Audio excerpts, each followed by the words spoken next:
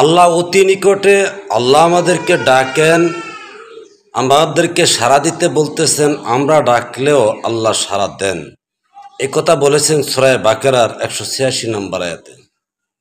তো যদি আমরা ডাকাডাকি করলে একজনের ডাকে একজনের সাড়া দেয়, অর্থাৎ আল্লাহর ডাকে আমি সাড়া দিলাম, আমার ডাকে আল্লাহ সাড়া দিল, তো সুতরাং এখানে আল্লাহর কাজ আমরা কি করব, আল্লাহ আমাদের কাছে কি চায়, এটাকে আমরা মত বিনিময় করতে পারি না?